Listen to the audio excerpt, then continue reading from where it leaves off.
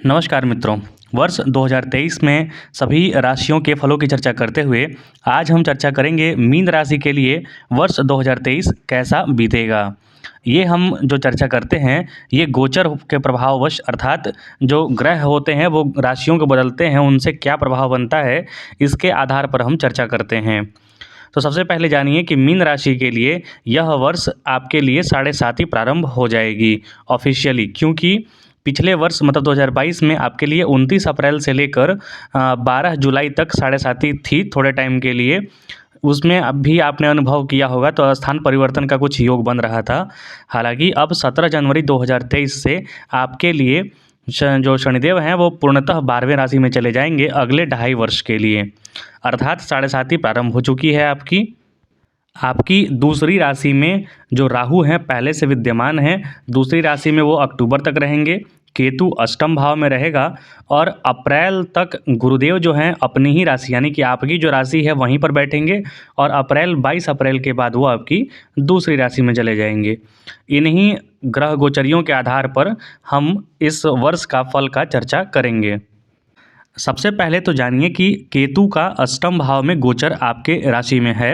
अष्टम भाव में गोचर जो केतु का होता है वो बहुत अच्छा नहीं माना जाता है। अकस्मात अचानक होने वाले प्रॉब्लम्स की वो दिखाता है। तो आपके जीवन में बहुत सारे पिछले वर्ष से ही कभी अचानक उथल पुथल होने का योग यहाँ पर बन रहा है, कभी हानि का, कभी लॉस का, कभी कभी लाभ का भी योग यहाँ पर बन रहा है। केतु जो है वो सडन लॉस या गेन को दिखाता है और अष्टम भाव में जाकर वो इन चीज़ों में ज़्यादा वृद्धि कर देता है। आप सोचते सोचते कभी ज़्यादा लाभ हो जाएगा और कभी ज़्यादा नुकसान हो जाता है। इसी चक्कर में व्यक्ति का जो तनाव है को जो मेंटल प्रेशर है वो ज़्यादा बढ़ जाता है। तो यहाँ पर इसको मिनिमाइज़ करने की ज़रूरत है। केतु छोटे मोटे चोट चपेट भी दिला सकता है, तो अपने स्वास्थ्य का भी आपको ध्यान रखना है। राहु का जो दूसरे भाव में गोचर है वो आपकी आर्थिक स्थिति में बड़े बदलाव की ओर दिखा रहा है और राहु और केतु का जो दूसरे 8वें का एक्सिस है वो वहाँ पर आपके लिए आर्थिक मोर्चे पर कभी हानि कभी लाभ का योग दिखा रहा है। हालांकि जब गुरुदेव बृहस्पति आपके दूसरे भाव में चले जाएंगे 22 अप्रैल के बाद तो ये उसको कंट्रोल कर लेंगे, आपके लिए अच्छा लाभ मिलने लगेगा, अच्छा फल मिलने लगेगा। लेकिन सबसे पहले जो शनिदेव आपके 12वें भाव में जाएंगे तो विदेश यात्रा के योग बनेंगे, विदेश से संबंधित आपके कार्य बनने प्रारंभ हो जाएंगे और आपका स्थान परिवर्तन का योग बनेगा। अर्थात यदि आप अपने पैतृक भूमि पर हैं और बाहर जाने का सोच रहे हैं, विदेश जाने का सोच रहे हैं बिल्कुल कार्यक्षेत्र के लिए, लाभ के लिए, तो आपके लिए ये सर्वोत्तम समय रहेगा। आप स्वयं ही खींचे चले जाएंगे अपने पैतृक स्थान, अपने जन्म स्थान से दूर कहीं और जाएंगे और वहाँ पर अपना कार्यक्षेत्र करेंगे, वहाँ पर लाभ के भी अवसर प्राप्त होंगे। यदि आप कन्या, यदि आपकी पुत्री या फिर आप स्वयं मीन राशि के हैं और सोच रहे हैं विवाह वगैरह देखने ढूंढने का, तो उनके लिए भी ये सर्वोत्तम समय होगा, क्योंकि विवाह में खासकर इंडिया में कन्याओं के लिए, महिलाओं के लिए जो उनका विवाह के बाद जो स्थान परिवर्तन होता है तो उसके लिए सर्वोत्तम समय होता है। तो जो भी खासकर मैंने देखा है कि लड़कियों का यदि विवाह नहीं हो रहा है और उनकी 7.5 पहले चरण की होती है तो उनका विवाह तुरंत हो जाता है, अर्थात उनका स्थान परिवर्तन हो जाता है। और बहुत सारे लोगों की भी विभिन्न विभिन्न कारणों से, किसी का पढ़ाई के लिए, किसी का कैरियर क्षेत्र के लिए, मतलब स्थान परिवर्तन के यहाँ पर योग बन रहे हैं, अच्छे अवसर हैं। अनेक प्रकार की हानियों से भी आप बचेंगे यदि आप अपने स्थान का परिवर्तन करते हैं। यदि स्थान परिवर्तन नहीं हुआ है या फिर यात्रा के योग नहीं बन रहे हैं तो वहाँ पर थोड़ी कश्मकश या फिर तनाव वाली फीलिंग आपके अंदर बिल्कुल आने वाली है।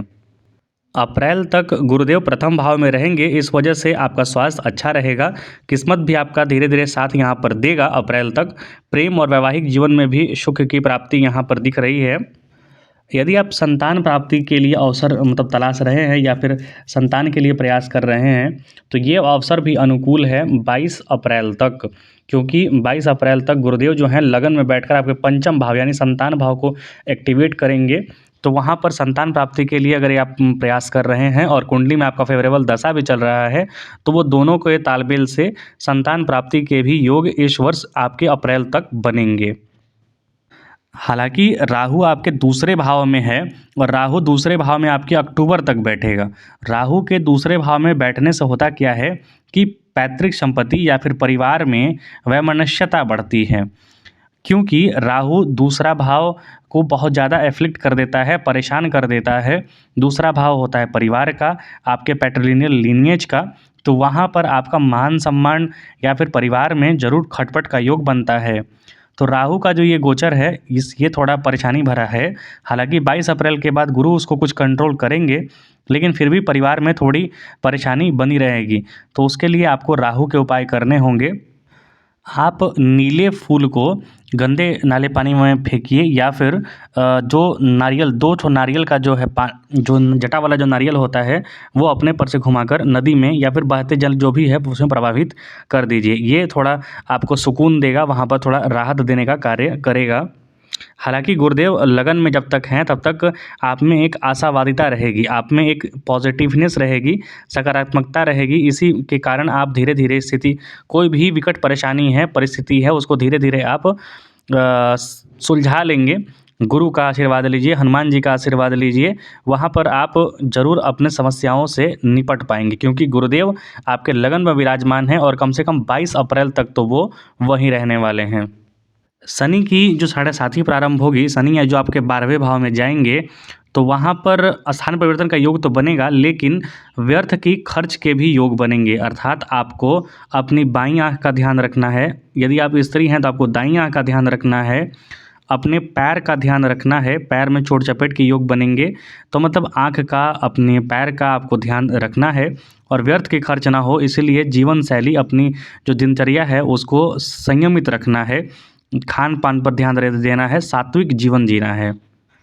22 अप्रैल के बाद आपकी राशि में गुरु चांडाल दोष का निर्माण होगा, जिससे स्वास्थ्य समस्याएं थोड़ी बढ़ेंगी। परिवार में भी कुछ तनाव रह सकता है। आपको पारिवारिक विवाद जो है सावधानीपूर्वक समझदारी से निपटाना है। मतलब कुछ भी आप हड़बड़ी में या फिर जोश में आकर ना करें, सोच समझकर समझदारी से करें। राहु जो है 30 अप्रैल को आपके लगन में चला जाएगा और केतु सप्तम भाव में चला जाएगा। तो राहु के लगन में जाने के बाद आपके परिवार के जो समस्याएं हैं, मतलब अक्टूबर के बाद से वो पूर्णतः आपको ख़त्म होती होती हुई दिखेंगी। और ये आपका परिवार की जो समस्याएं हैं वो अप्रैल के बाद से ही आपको कम होती नज़र आने लगेंगी। लेकिन उसके बाद जो राहु का जो गोचर हो जाएगा आपका प्रथम भाव में 30 अप्रैल के बाद, तो वो ज़्यादा अच्छा आपको दिखने लगेगा, स्पष्ट दिखने लगेगा कि परेशानियाँ आपकी कम हो चुकी हैं। लेकिन तब तक आपको उपाय करने होंगे क्योंकि आपकी साढ़े साथी प्रारंभ हो चुकी है। तो शनिदेव की आराधना कीजिए, हनुमान चालीसा का पाठ जरूर कीजिए और साथ ही साथ यदि आप 7 मुखी रुद्राक्ष धारण कर सकते हैं तो धारण ज़रूर करें।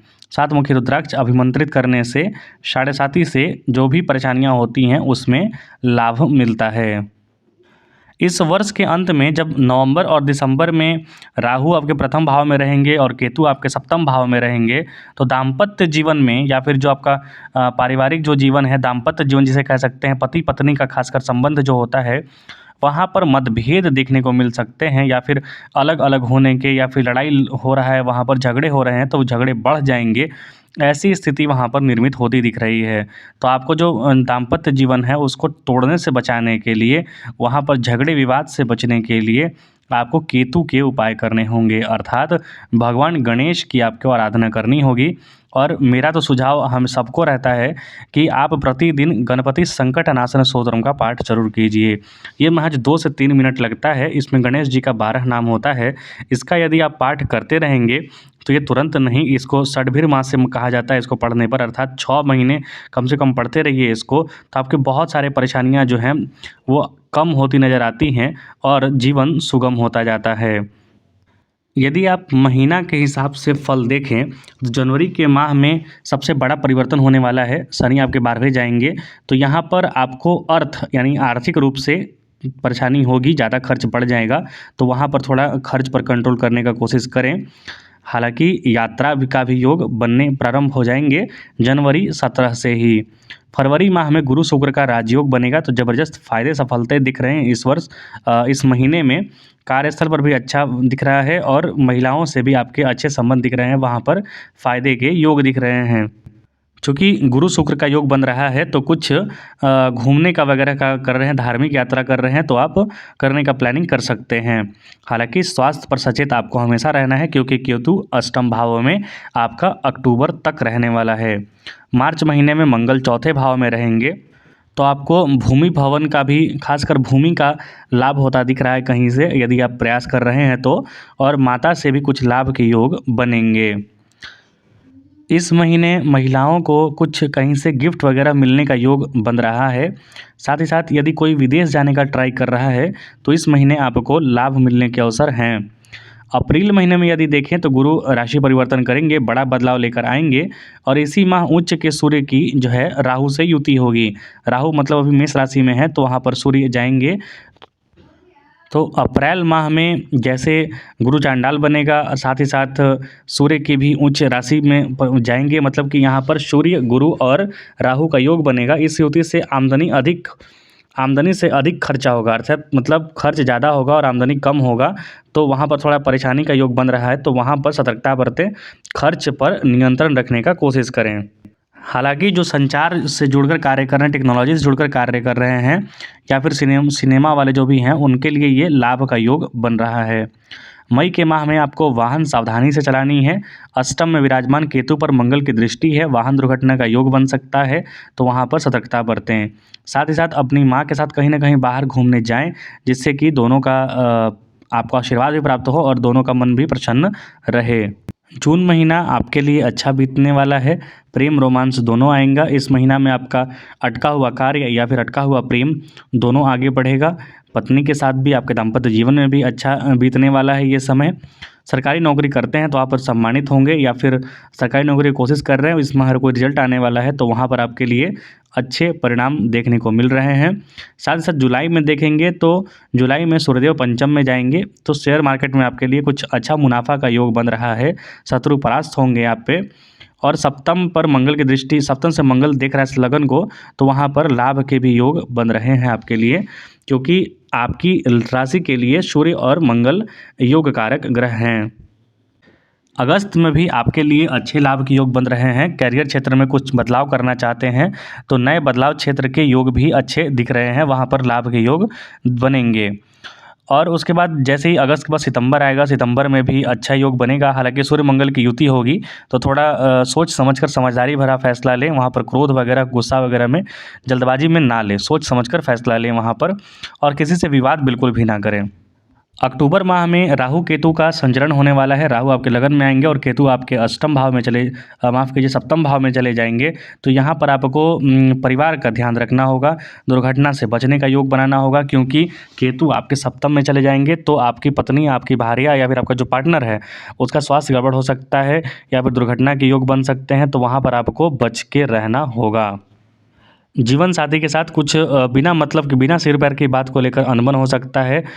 और क्योंकि केतु जो है उसका धड़ सिर होता नहीं है, सिर्फ धड़ होता है, तो बिना मतलब का लड़ाई झगड़ा या फिर मतभेद होता है तो वहाँ पर सतर्कता बरती है। संतान पक्ष से आपकी चिंता बनी रहेगी। शेयर मार्केट में अक्टूबर महीने में वहाँ पर आप सोच समझकर निवेश करें, अन्यथा परेशानी हो सकती है। यदि आप नवंबर माह में देखेंगे तो नवंबर माह में गुरुदेव जो हैं अकेले दूसरे भाव में रहेंगे, धन भाव में राहु का गोचर हो गया रहेगा तो यहाँ पर अच्छे लाभ के योग बन रहे हैं। अर्थात अगर लाभ के दृष्टिकोण से देखेंगे तो वर्ष का जो अंतिम 2 महीना है वो बहुत अच्छा रहेगा। प्रसिद्धि मिलेगी, यात्राएँ अच्छी होंगी, समुद्री यात्राएँ होंगी और लाभ के योग बहुत प्रबल दिख रहे हैं। तो कुल मिलाकर देखें मीन राशि के लिए ये वर्ष परिवर्तन भरा रहेगा। बहुत भारी भारी परिवर्तन यहाँ पर होंगे और लाभ के भी योग बनेंगे यदि आप अपने जीवन को सात्विक रखते हैं और एक पॉजिटिविटी के साथ आगे बढ़ते हैं। तो कुछ ज़रूर बताइएगा, कुछ गलती हो या फिर कुछ त्रुटि हो तो कमेंट कीजिएगा। कृपया चैनल को लाइक शेयर सब्सक्राइब जरूर करें। देखने के लिए बहुत बहुत धन्यवाद।